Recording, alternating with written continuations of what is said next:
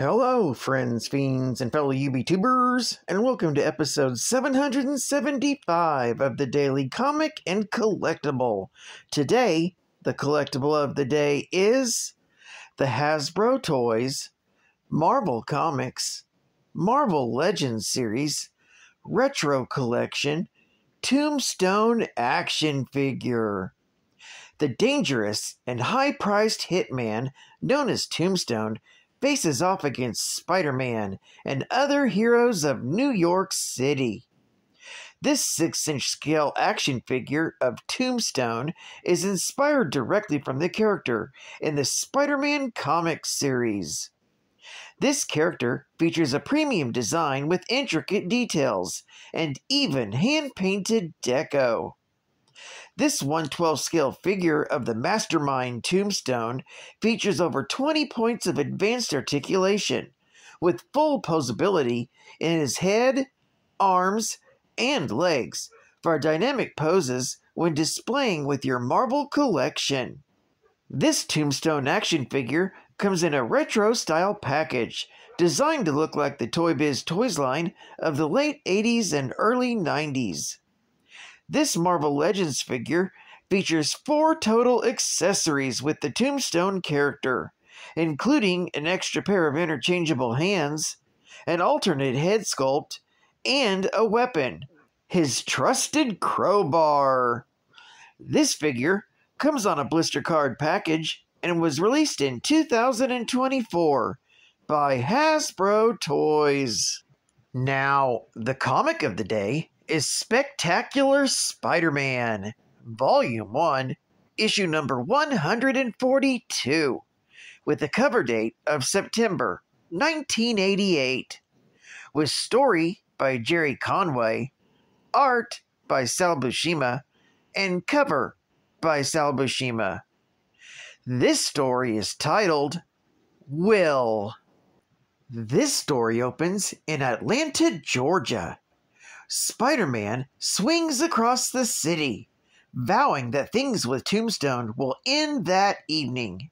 Seething with rage, the wall-crawler thinks back to the events that brought him to the state of Georgia. He recalls how he was at Midtown Hospital, asking Joe Robertson what he should do about the recordings he made, confessing Tombstone's crimes. It was then that a nurse told him that his wife, Mary Jane, had just arrived in the emergency room. Rushing to the emergency room, Peter is relieved to see that his wife only had a sprained arm.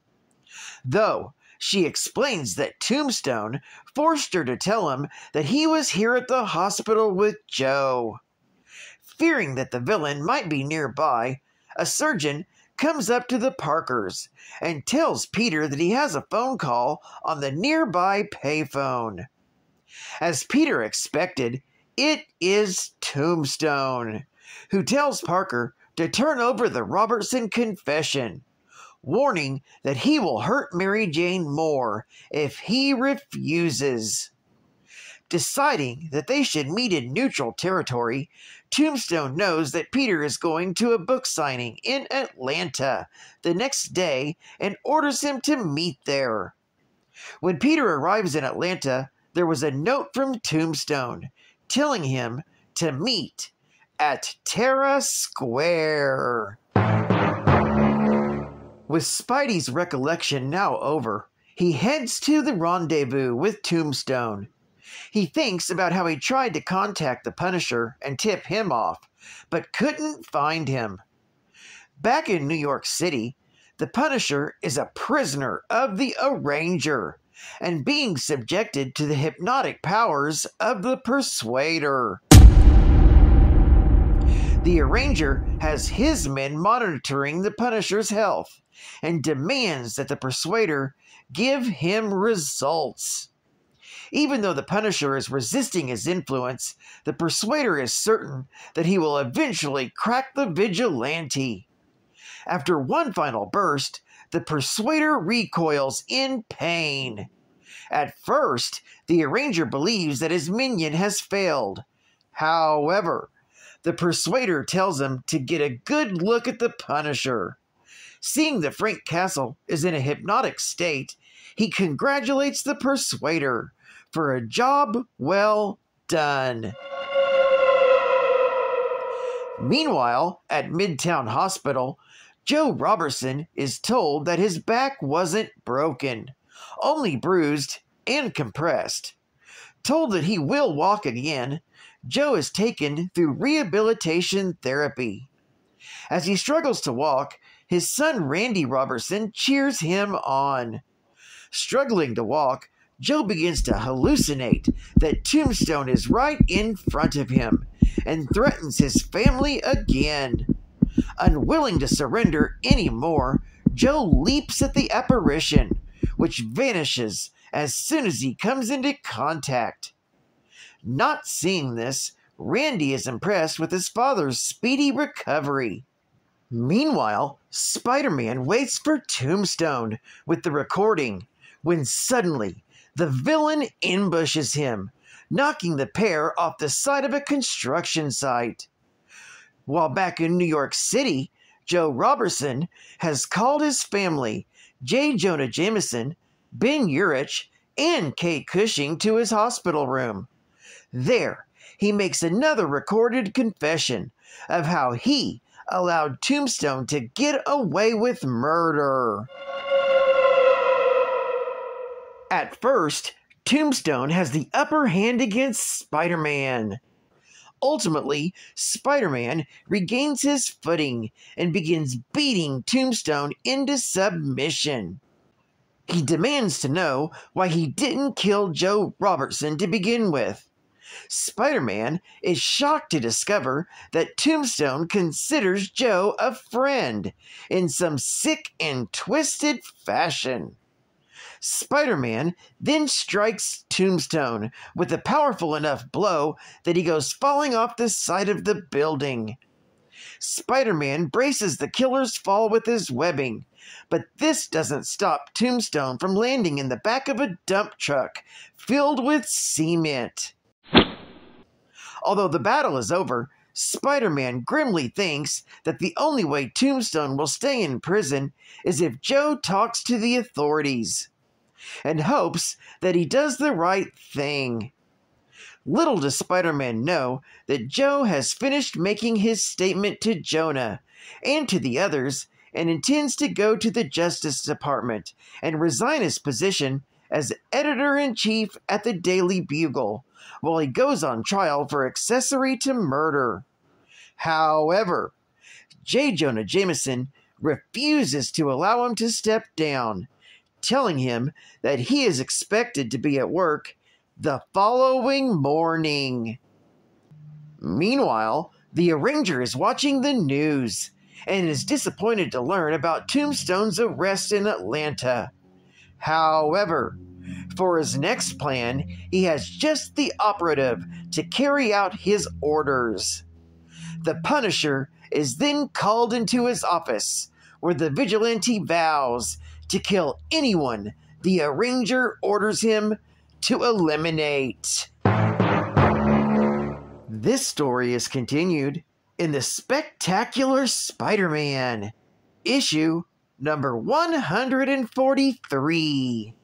Geek Fact: due to Mephisto erasing Peter and Mary Jane's wedding from existence to save Aunt May's life, Peter and MJ should only be considered a common-law couple in this issue, as opposed to husband and wife, something that most fans have never forgiven Marvel or the writers for. Bonus Geek Fact: at the time of this story, a book of Peter's photos of Spider-Man had just been published in a book titled Webs in Amazing Spider-Man, issue number 304, from September of 1988. This newfound fame led to Peter going on an actual book tour, leading him to the current city of Atlanta, Georgia. State-of-the-art gaming!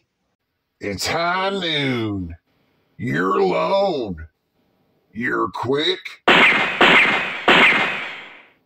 Or you're dead. Game over. It's a bad day at Hicksville. In Gunsmoke, you're lightning quick, gun-toting Billy Bob. Come home to find your peaceful mining town overrun by no-good varmints.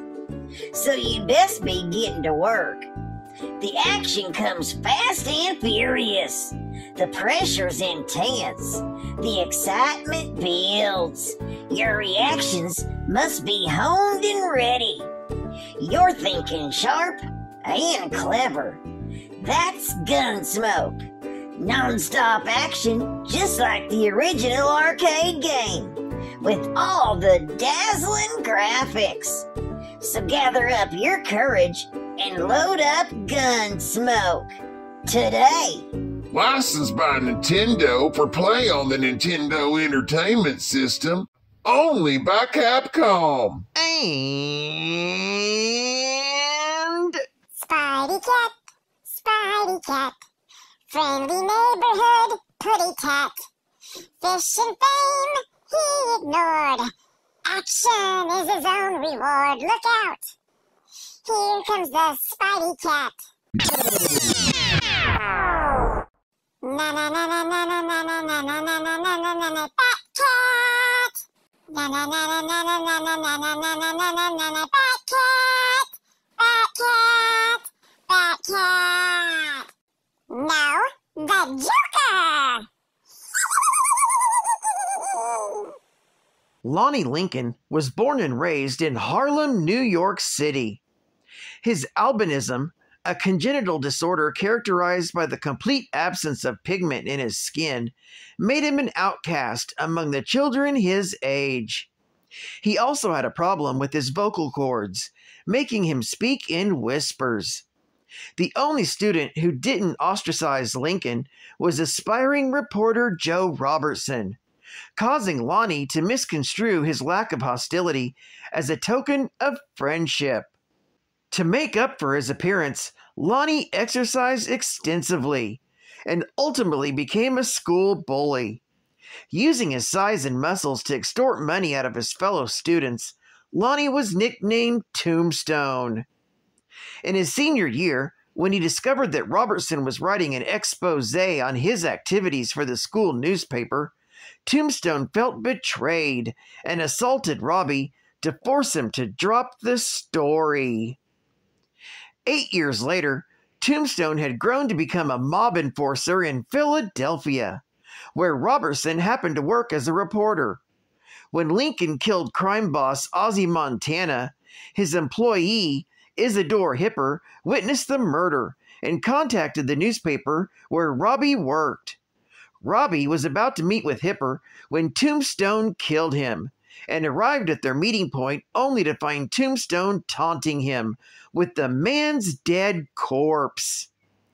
Due to his perceived friendship with Robertson, Tombstone let him go, but later taunted him on the phone, prompting Robbie to flee with his wife back to New York City, where there he became an acclaimed reporter for the Daily Bugle.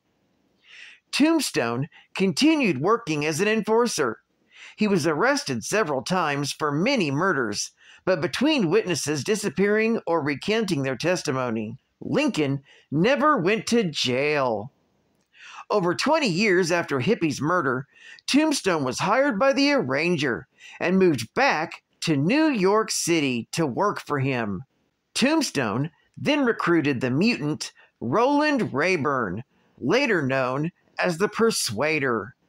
When he spotted Tombstone in the streets, Robertson was overcome with a feeling of responsibility to bring Tombstone down, since he felt responsible for the murders Lincoln had committed for failing to stop him back in high school. Before personally confronting Tombstone, Robbie taped a recording detailing his history with Lincoln, as well as the evidence against him, and left it to his employee at the Daily Bugle, photographer Peter Parker. When Robertson faced Tombstone, he tried to kill the mobster with a gun, but he failed since Lincoln was wearing a bulletproof vest. In retaliation, Tombstone squeezed Robbie with his arms, nearly breaking his back and leaving him crippled, but not killing him due to their perceived friendship. In order to obtain the incriminating tape, Tombstone threatened Parker's wife, Mary Jane Watson, and then summoned him to Atlanta, where Parker confronted and defeated him using his costumed identity of Spiderman.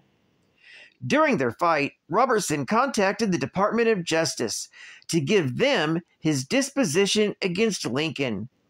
Tombstone was finally jailed, but so was Robbie, since his testimony entailed a confession to being accessory to Hippie's murder.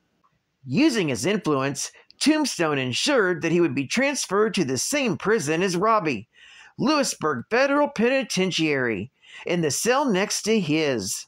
However, Lincoln's haunting of Robbie was impeded by a muscular convict known as the Bruiser, who had taken a liking to Robbie. He protected Joe until they were ambushed by Tombstone and other inmates, and Bruiser was beaten to death by Lincoln. Well, I'd like to thank you for joining me for another Daily Comic and Collectible, and I hope to see you again Friday. This is Cut Fun Comics Men, and I'll catch you on the flip, baby. Over and out.